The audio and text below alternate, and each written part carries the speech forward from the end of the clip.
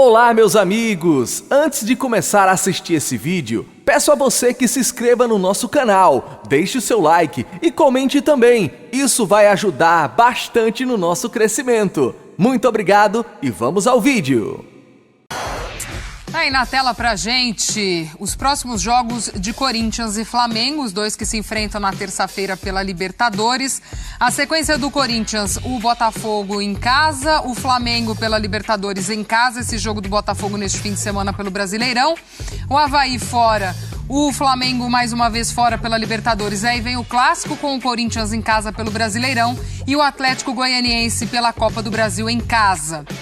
A sequência do Flamengo, o Atlético Goianiense em casa neste fim de semana pelo Brasileiro, confronto com o Corinthians na Libertadores, São Paulo pelo Brasileiro fora, aí a volta com o Corinthians em casa pela Libertadores, o Atlético Paranaense pelo Brasileirão em casa e aí mais uma vez o Furacão fora, mas dessa vez o jogo de volta da Copa do Brasil.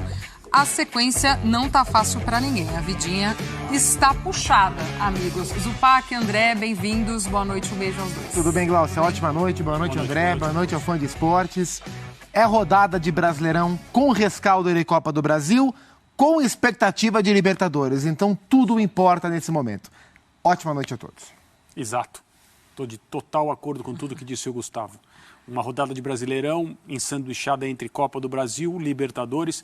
Para o Corinthians, especialmente, uma situação no fim de semana mais complicada do que deveria, porque você tem exatamente essas duas forças, né? Um mau resultado na Copa do Brasil, um jogo que é de uma magnitude absurda chegando na semana que vem, e a necessidade contra o Botafogo, neste sábado, de continuar bem classificado, né? De não perder terreno, de não deixar ninguém chegar perto na tabela do Campeonato Brasileiro.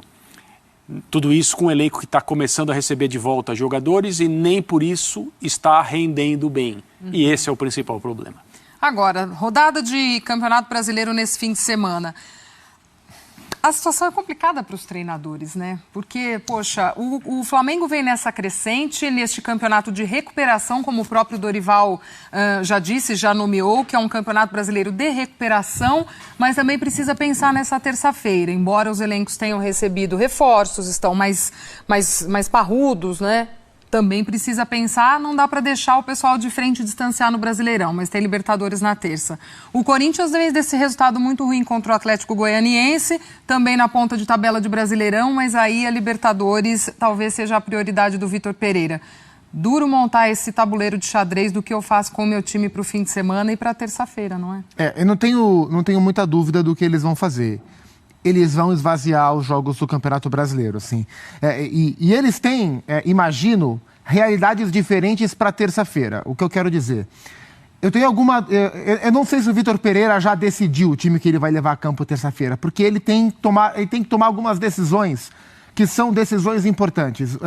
Não dá para dizer qual é o melhor time do Corinthians hoje, porque o melhor time que todo mundo acha, não é o melhor time que joga. E o melhor time que joga não é o melhor time no papel. Então, ele vai ter uma decisão muito difícil, muito importante para fazer até terça-feira, que é abrir mão de alguns jogadores que tecnicamente são melhores e que se lamentou muito a ausência deles. Se esperou muito o retorno desses jogadores, ou abrir mão de quem entrega. Porque até hoje, assim, o trabalho do Vitor Pereira, no geral, ele é positivo. Claro que ele é positivo no Corinthians. Mas eu separo em dois campos de análise. Ele é um técnico que até o presente momento fez muito com pouco e fez pouco com muito. O que eu quero dizer com isso é que com menos jogadores ele entregou muito mais do que se esperava. Muito mais, de maneira heróica. E com os melhores jogadores, entendendo o desnível físico de cada um pelas lesões, o Corinthians não é um time afirmado nas mãos do Vitor Pereira ainda. Então ele tem que escolher o que fazer para terça-feira, porque terça-feira é um jogo de alta exigência. E isso passa pelo que ele vai escolher para o final de semana contra o Botafogo. Já o Dorival, não. O Dorival já sabe o que ele tem na mão. O time do Flamengo, embora o Dorival seja mais recente no cargo do que o Vitor, ele já achou o time. Então ele já sabe quem vai jogar, quem não vai jogar. O time do Flamengo não vai ter muita mudança para terça-feira. Vai ser o Santos, o Rodinei, o Davi, o Felipe, e o Léo e o Felipe, o Thiago Maia, João Gomes, o Everton, Arrascaeta e o Gabriel Pedro. Ele não vai mudar esse time. ir para o final de semana, ele vai tirar todo mundo.